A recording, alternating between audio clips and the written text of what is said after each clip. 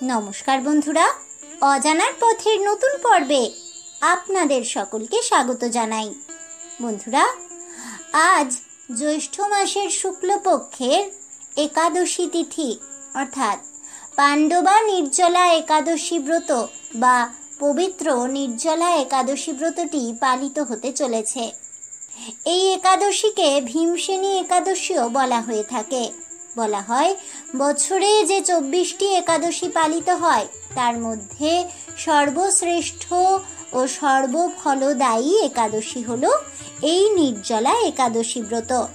বন্ধুরা, তাই আমার আজকের এই পর্বে থাকছে একাদশী ব্রতের পুণ্য লগ্নের নির্জলা একাদশীর মাহাত্ম্য কথা।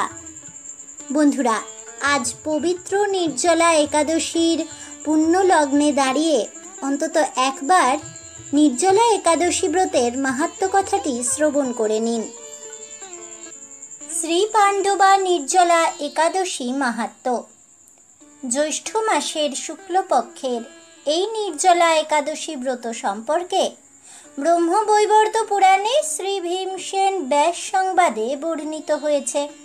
মহারাজ যুধিষ্ঠির বললেন, হে জনার্দন, আমি অপরা একাদশীর সমস্ত মাহাত্ম্য শ্রবণ করলাম। এখন জ্যৈষ্ঠ শুক্লপক্ষের একাদশীর নাম ও মাহাত্ম্য কৃপাপূর্বক আমার কাছে বর্ণনা করুন। শ্রীকৃষ্ণ বললেন, এই একাদশীর কথা মহর্ষি ব্যাসদেব বর্ণনা করবেন, কেননা তিনি সর্বশাস্ত্রের অর্থ তত্ত্ব পূর্ণরূপে জানেন। রাজা যুধিষ্ঠির ব্যাসদেবকে বললেন, হে মহর্ষি দ্বৈপায়ন, আমি মানুষের লৌকিক ধর্ম এবং জ্ঞানকাণ্ডের বিষয়ে অনেক শ্রবণ করেছি। আপনি যথাযথভাবে ভক্তি বিষয়িনী কিছু ধর্মকথা এখন আমায় বর্ণনা করুন। শ্রী ব্যাসদেব বললেন, হে মহারাজ, তুমি যেসব ধর্মকথা শুনেছ, এই কলিযুগের বংশের পক্ষে সে সমস্ত পালন করা অত্যন্ত কঠিন, যা সুখে সামান্য খরচে অল্প কষ্টে সম্পাদন করা যায় অথচ মহাফল প্রদান করে, এবং সমস্ত শাস্ত্রের সারস্বরূপ সেই ধর্মই কলিযুগে মানুষের পক্ষে করা শ্রেয়।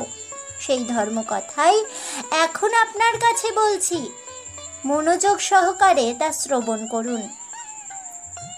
উভয় পক্ষের একাদশী দিনে ভোজন না করে উপবাস ব্রত করবে। দ্বাদশী দিনে স্নান করে শুচিশুদ্ধ হয়ে নিত্যকৃত্য সমাপনের পর শ্রীকৃষ্ণের অর্চন করবে। এরপর ব্রাহ্মণদেরকে প্রসাদ ভোজন করাবে। অশৌচাদিতেও এই ব্রত কখনো ত্যাগ করবে না। যে সকল ব্যক্তি স্বর্গে যেতে চায় তাদের সারা জীবন এই ব্রত পালন করে যাওয়া উচিত। পাপ কর্মে রত ও ধর্মহীন ব্যক্তিরাও যদি এই একাদশীর দিনে ভোজন না করে তবে তারা যম যাতনা থেকে রক্ষা পায়। শ্রী ব্যাসদেবের এসব কথা শুনে গদাধর ভীমসেন অশ্বত্থ পাতার মতো কাঁপতে কাঁপতে বলতে লাগলেন, হে মহাবুদ্ধি পিতামহ, মাতা কুন্তী, দ্রৌপদী, ভ্রাতা যুধিষ্ঠির, অর্জুন, নকুল ও সহদেব এরা কেউই একাদশীর দিনে ভোজন করে না। আমাকেও অন্ন গ্রহণ করতে নিষেধ করে, কিন্তু দুঃসহ ক্ষুধা যন্ত্রণার জন্য আমি উপবাস করতে পারি না। ভীমসেনের এরকম কথাই ব্যাসদেব বলতে লাগলেন, যদি স্বর্গাদি দিব্যধাম লাভে তোমার একান্ত ইচ্ছা থাকে তবে উভয় পক্ষের একাদশীতে ভোজন করবে না। তদুত্তরে ভীমসেন বললেন, আমার নিবেদন এই যে উপবাস তো দূরের কথা, দিনে অন্তত একবার ভোজন না করে থাকাও আমার পক্ষে অসম্ভব, কারণ আমার উদরে বৃক নামে অগ্নি রয়েছে। ভোজন না করলে কিছুতেই সে শান্ত হয় না। তাই প্রতিটি একাদশী পালনে আমি একেবারেই অপারগ। হে মহর্ষি, বছরে একটি মাত্র একাদশী পালন করে যাতে আমি দিব্যধাম লাভ করতে পারি, এরকম কোনো একাদশীর কথা আমাকে নিশ্চয় করে বলুন। তখন ব্যাসদেব বললেন, জ্যৈষ্ঠ মাসের শুক্লপক্ষের একাদশী তিথিতে জলপান পর্যন্ত না করে সম্পূর্ণ উপবাস থাকবে, তবে আচমনের দোষ হবে না। ওই দিন অন্নাদি গ্রহণ করলে ব্রতভঙ্গ হয়।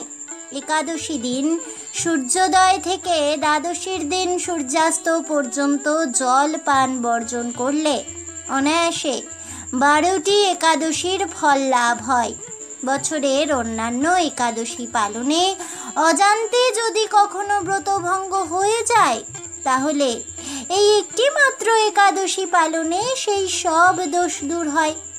দ্বাদশী দিনে ব্রাহ্ম মুহূর্তে স্নানাদি কার্য সমাপ্ত করে শ্রীহরির পূজা করবে। সদাচারী ব্রাহ্মণদের বস্ত্রাদি দান সহ ভোজন করিয়ে আত্মীয় স্বজন সঙ্গে নিয়ে ভোজন করবে। এরূপ একাদশী ব্রত পালনে যে প্রকার পুণ্য সঞ্চিত হয়, এখন তা মন দিয়ে শ্রবণ করো।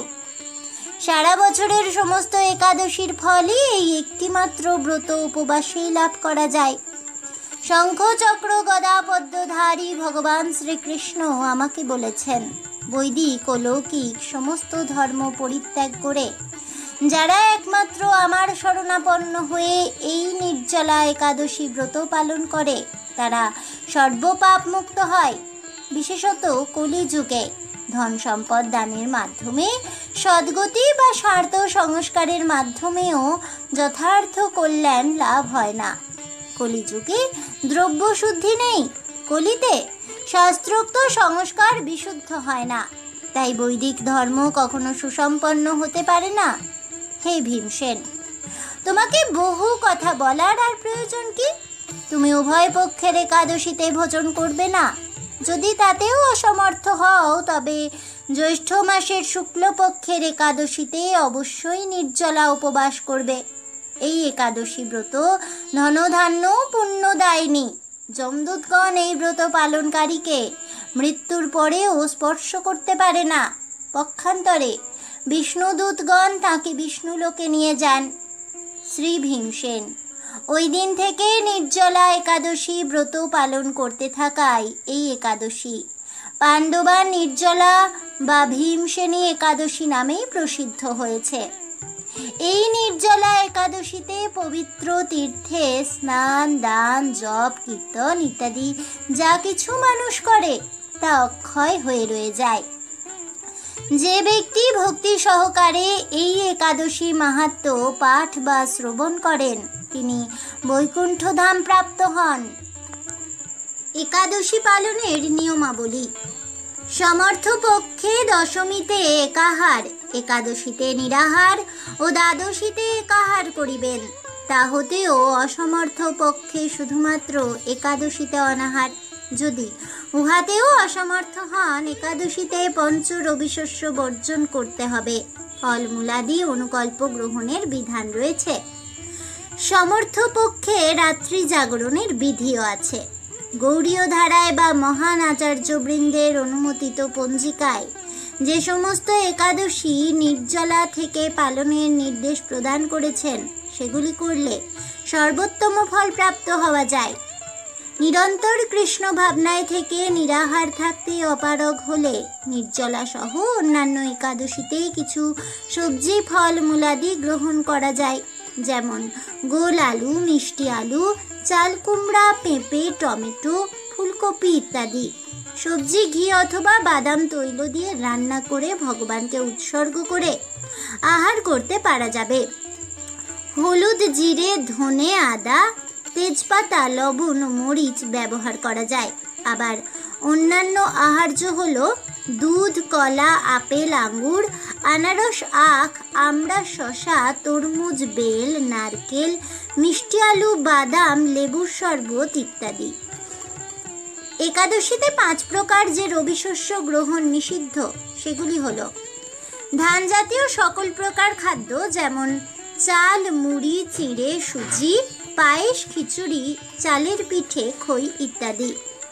গম জাতীয় সকল প্রকার খাদ্য, যেমন আটা, ময়দা, সুজি, বেকারির রুটি বা সকল প্রকার বিস্কুট, হরলিক্স জাতীয় খাবার ইত্যাদি। জব বা ভুট্টা জাতীয় সকল প্রকার খাদ্য, যেমন ছাতু, রুটি ইত্যাদি। ডাল জাতীয় সকল প্রকার খাদ্য যেমন মুগ, মাসকলাই, খেসারি, মুসুরি, ছোলা, অড়হর, বরবটি ও শিম ইত্যাদি। সর্ষের তেল, সয়াবিন তেল, তিল তেল ইত্যাদি। হিন্দু ধর্মগ্রন্থে দানের গুরুত্ব উল্লেখ করা হয়েছে। দান করার ফল শুধু এই জীবনে নয়, পরের জীবনেও পাওয়া যায়। একাদশী তিথিতেও দান করার বিশেষ গুরুত্ব রয়েছে। তেমনি জ্যৈষ্ঠ মাসের শুক্লপক্ষের নির্জলা একাদশীর উপবাসের দিন, এই কঠিন উপবাসে যদি খাদ্য পানীয় ত্যাগ করে বিশেষ কিছু জিনিস দান করা যায়, তাহলে উপবাসী বিশেষ উপকারী হয়ে থাকেন। বলা হয়, নির্জলা একাদশীতে জল দান করাকে শাস্ত্রে শ্রেষ্ঠ দান বলেই বর্ণনা করা হয়েছে। কারণ এই মাসে প্রচণ্ড গরম থাকে, তাই নির্জলা একাদশীতে জল দান করা উচিত। এর পাশাপাশি জল ভর্তি কলসি দান করাও অত্যন্ত শুভ। নির্জলা একাদশীতে জল দান করলে কুণ্ডলিতে থাকা পিত্র ও চন্দ্র দোষের প্রভাব কমে যায়। এর সঙ্গে আর্থিক সমস্যা, ঘরোয়া ঝামেলা, রোগ বালাইও দূর হয় এবং শ্রীহরির কৃপায় সকল প্রকার সমস্যা থেকে সহজেই মুক্তি লাভ করা যায়।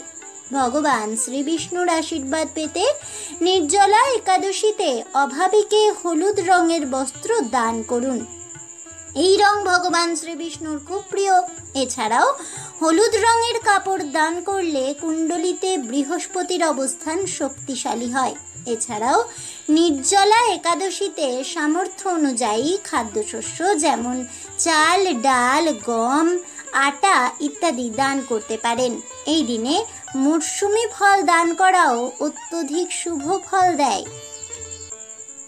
জয় পরম পুরুষ ভগবান শ্রী বিষ্ণুর জয় হোক। জয় হোক ভগবান শ্রীহরি শ্রীকৃষ্ণের। জয় হোক পবিত্র নির্জলা একাদশী ব্রতের। জয় হোক সমস্ত হরিভক্তগণের। হরে কৃষ্ণ কৃষ্ণ কৃষ্ণ হরে হরে, হরে রাম রাম রাম হরে হরে, রাধে রাধে। এই বলে আমার আজকের ভিডিওটি আমি এখানেই শেষ করছি। তাহলে বন্ধুরা, পবিত্র নির্জলা একাদশীর মাহাত্ম্য কথাটি শ্রবণ করে আপনাদের কেমন লাগলো অবশ্যই আমাকে কমেন্টে জানাবেন। ভিডিওটি ভালো লেগে থাকলে লাইক, শেয়ার করতে ভুলবেন না। আমার চ্যানেলের নতুন বন্ধু হয়ে থাকলে চ্যানেলটিকে সাবস্ক্রাইব করে দেবেন। পাশে থাকা বেল বাটনটি প্রেস করে রাখবেন নতুন ভিডিওর নোটিফিকেশন পাওয়ার জন্য। দেখা হচ্ছে পরের ভিডিওতে, তাই ততক্ষণ সবাই ভালো থাকুন, সুস্থ থাকুন আর অবশ্যই সঙ্গে থাকুন আর দেখতে থাকুন অজানার পথে।